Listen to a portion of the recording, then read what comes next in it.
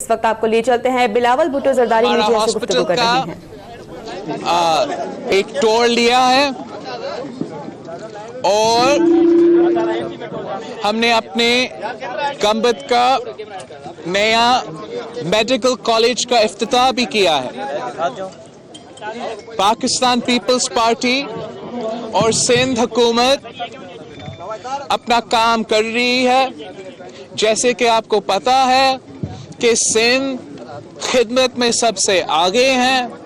آج جو ہم نے آج یہاں گمبت میں اپنے آنکھوں سے دیکھا ہے، یہاں کی جو میڈیکل فیسلٹیز ہیں، میں سمجھتا ہوں کہ ایسے میڈیکل فیسلٹیز کوئی اور حکومت نہیں پرووائڈ کر سکتی۔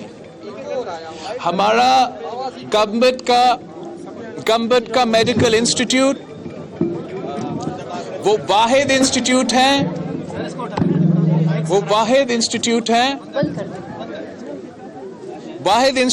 ہے جہاں 3 آرگنز کا ٹرانسپلانٹ ہوتا ہے، اور یہ جو لیور کا ٹرانسپلانٹ اس میں ہے، کڈنی کا ٹرانسپلانٹ اس میں ہے، اور یہ تینوں ٹرانسپلانٹس جو ہے یہ بالکل 100% مفت ہوتا ہے۔ آج جب ہم ٹور لے رہے تھے، بھٹی صاحب کا شاندار کردار دیکھ رہے تھے، ہم نے ایک یہ آئی سی یو کا وزٹ کیا تھا، اور آئی سی یو میں ہر صوبے سے ایک پیشنٹ تھا جس کا ٹرانسپلانٹ ہوا تھا۔ ایک پیشنٹ بلوچستان سے تھا، ایک پیشنٹ خیبر پختونخوا سے تھا، اور ایک پیشنٹ پنجاب کا فیصل آباد سے تھا، اور ایک پیشنٹ افغانستان سے تھا۔ اور مجھے اتنا خوشی ہو رہا تھا کہ پاکستان کے غریب عوام یہاں سندھ آ کے، گمبت آ کے اپنا مفت علاج کر سکتے ہیں۔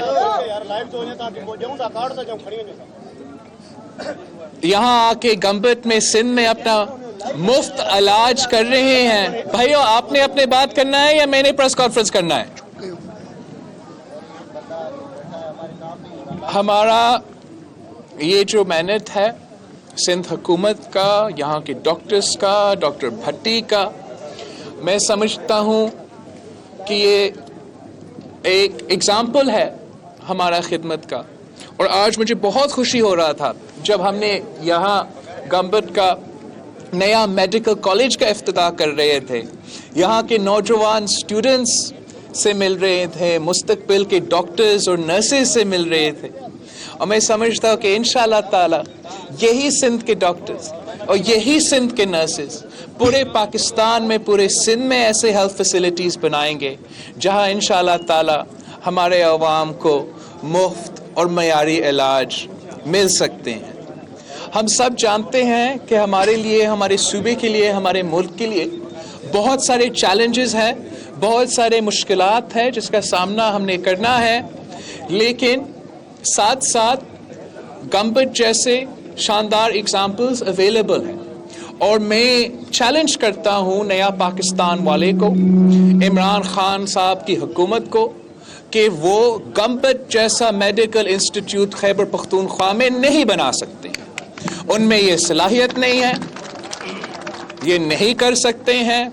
اگر خدمت ہو رہی ہے تو خدمت سندھ میں ہو رہی ہے۔ جیسے آپ کو پتا ہے، ہم نے NICVD جیسے انسٹیٹیوٹ جہاں دل کا 100% مفت علاج ہوتا ہے، اس کو بھی کھڑا کیا۔ JPMC کو شاندار ورلڈ کلاس میڈیکل فیسلٹی بنایا ہے، NICH کو امپروو کیا ہے، سندھ بھر میں NICVD کے ہاسپٹلز کھولے ہیں جہاں 100% مفت علاج ہوتا ہے۔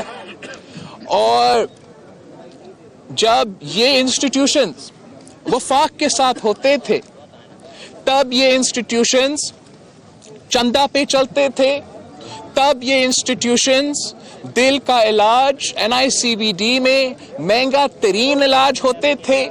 سفید پوش طبقے جب بیمار ہو جاتے تھے، علاج کے لیے چلے جاتے تھے، واپس آتے تھے اور غریب ہو جاتے تھے۔ اور آج پورے سندھ میں آپ کو دل کا علاج کے لیے NICVD کی صورت میں مفت علاج ملتی ہے۔ कुछ कुव्वतें की कोशिश है, वो 18वीं तरमीम को अंडरमाइन करना चाहते हैं, आपके इदारे आपसे छीनना चाहते हैं। हम इनको 18th अमेंडमेंट को, 1973 की कॉन्स्टिट्यूशन को अंडरमाइन नहीं करने देंगे। हम उनको NICVD, JPMC और NICH को नहीं छीनने देंगे। हम अपने लीगल ऑप्शंस भी इस्तेमाल कर रहे हैं। इंशाल्लाह ताला हमारा सिंध हुकूमत का रिव्यू भी होगा सुप्रीम कोर्ट में, और मैं पूरा सियासी जिद्दोजहद करने के लिए तैयार हूँ, मैं लॉन्ग मार्च करने के लिए तैयार हूँ, मगर मैं 18वीं आईन पर एक आंच भी नहीं आने दूंगा। मैं एक बार फिर यहाँ के डॉक्टर्स को, यहाँ के स्टाफ को, खास तौर पे डॉक्टर भट्टी साहब को, उसकी पूरा टीम को शुक्रिया कहना चाहता हूँ, मुबारकबाद करना चाहता हूँ कि यहाँ गंबट में, तहसील गंबट में इतना शानदार फैसिलिटी मौजूद है, और इंशाल्लाह ताला हमारा कोशिश होगा कि हम इस किस्म की फैसिलिटीज पूरे सिंध में और पूरे मुल्क में बनाएं। आप सबका बहुत शुक्रिया। आपने सेहत के शोबे की बात की। 2 रोज से तमाम सरकारी अस्पतालों में डॉक्टर हड़ताल पे हैं, मरीज शदीद परेशानी का शिकार है।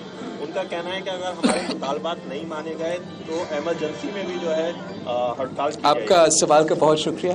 जैसे मैंने कहा था अपना गुफ्तगू में कि हमारे सूबे में और पूरे मुल्क में बहुत से मुश्किलात हैं जिसका हमने सामना करना है। आज मैं इधर आया हूँ, यहाँ का हॉस्पिटल का भी मैंने देखा है, यहाँ का मेडिकल फैसिलिटीज़ का भी देखा है। मैं बहुत शुक्रगुजार हूँ कि यहाँ ऐसे कुछ नहीं हो रहा है। बिल्कुल मैंने देखा है पिछले 2 दिनों से कुछ डॉक्टर्स एहतजाज में हैं, और मैं समझता हूँ कि डॉक्टर जो होता है ये एक बड़ा इम्पोर्टेंट प्रोफेशन होता है, और यहाँ आपने अपने ज़िम्मेदारी इसको बड़ा सीरियसली लेना चाहिए। बेहतर होता अगर आप बातचीत करते।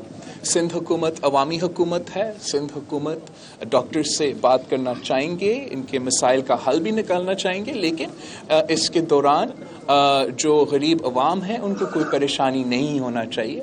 तो जितना जल्द ही मैं CM साहब और सिंध हुकूमत इन डॉक्टर्स से रब्ता कर सकते हैं, बात कर सकते हैं और मसाइल का हल निकाल सकते, उतने ही बेहतर होगा।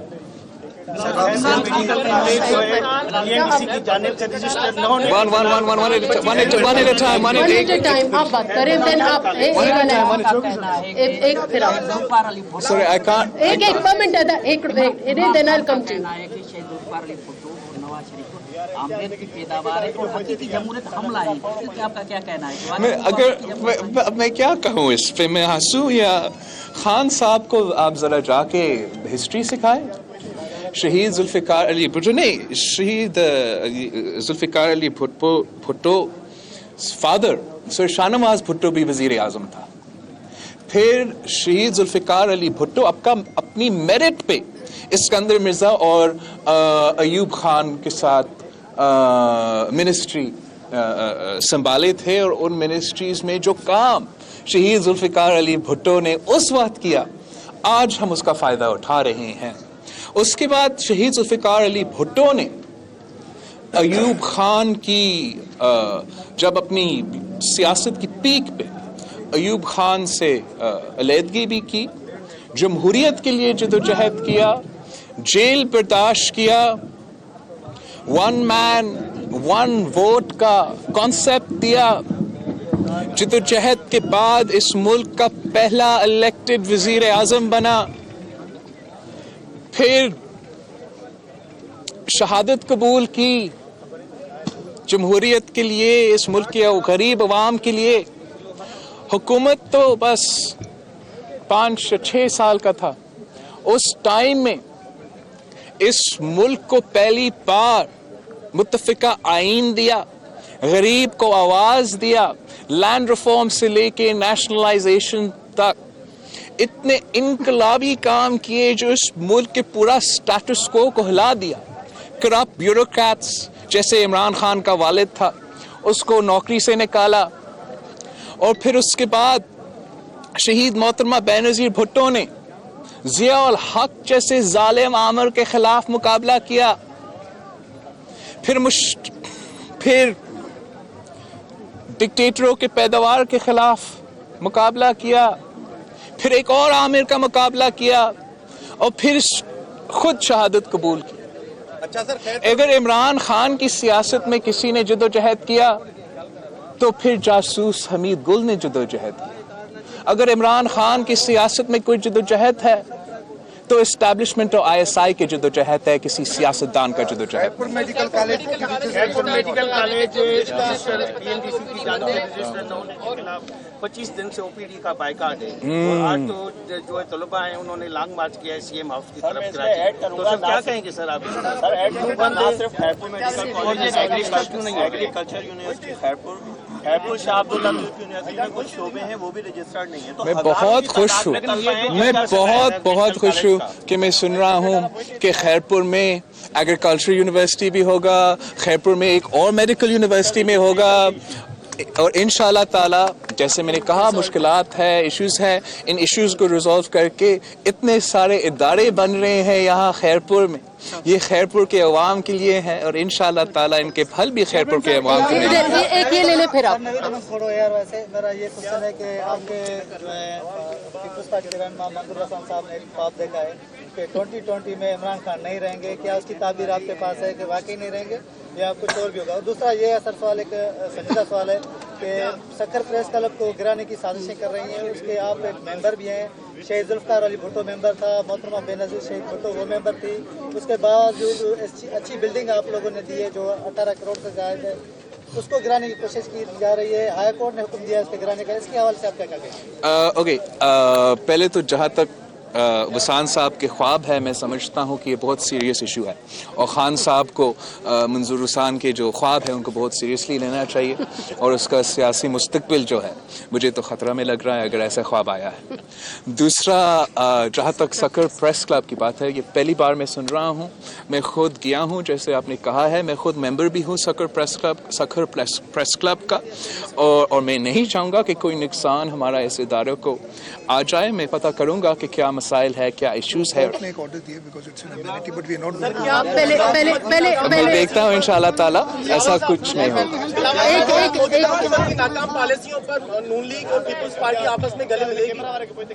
دیکھو، میں سمجھتا ہوں کہ جہاں ہم کام کر سکتے ہیں، میں ہر سیاسی فورس کے ساتھ کام کرنے کے لیے تیار ہوں پاکستان میں بہتری لے آنے کے لیے، لیکن جو مسائل آج ہے پاکستان میں بہت سارے مسائل ہیں، خاص طور پہ جو نقصان ہمارا معیشت کو پہنچایا گیا وہ ہمارے لیے بہت افسوسناک پوائنٹ ہے کہ آپ دیکھ رہے ہوں گے کہ کون سا ایسے ملک ہے جہاں ایک سال میں 3 بجٹس پیش ہوتے ہیں۔ آپ اگر اپنے بزنس چلا رہے ہو، آپ اپنا کام کر رہے ہو، اور 3 دفعہ آپ کے ٹیکسز چینج ہو جاتے ہیں تو آپ کا بزنس کیسے چلے گا؟ اور بار بار اتنے جو بجٹس ہے اس میں کوئی ریلیف نہیں ہے عام آدمی کے لیے۔ آپ مجھے بتائیے آخری بجٹ جو پیش کیا گیا جس میں خان صاحب کی بہن کے لیے ریلیف تو ہے مگر غریب عورتیں کے لیے تو ریلیف نہیں ہے، کسان کے لیے کوئی ریلیف نہیں ہے، مزدور کے لیے کوئی ریلیف نہیں ہے، پینشنرز کے لیے کوئی پروگرام ہی نہیں ہے۔ یہ کس قسم کا بجٹ ہے؟ یہ ہر بجٹ میں ظلم کے سوا کچھ اور کرتے ہی نہیں ہیں۔ وہ پرانا دار صاحب کا، نون لیگ کا لاجک ہے کہ ہر چیز پہ ٹیکس ڈالو، ہر جگہ پہ پکڑے۔ ہم نے اپنے عوام کو فیسیلیٹیٹ کرنا ہے، ہم نے اپنا رورل اکانومی کو دیکھنا ہے، اپنا رورل اکانومی میں انویسٹ کرنا ہے اور روزگار دلوانا ہے۔ یہ وعدے جو ہے یہ خان صاحب نے خود کیا اپنے الیکشن کیمپین کے دوران، آپ سب کے سامنے یہ وعدے ہوئے تھے، لیکن انفارچونیٹلی ہر وعدہ جھوٹا نکلا، اور انشاءاللہ تعالی پاکستان نوجوان گمشدہ ہیں ان کے لیے کیا پورا سندھ سے، بلوچستان سے، خیبر پختونخوا سے یہ جو ایشو ہے لاپتہ افراد کا، یہ میرا سمجھ کے باہر ہے۔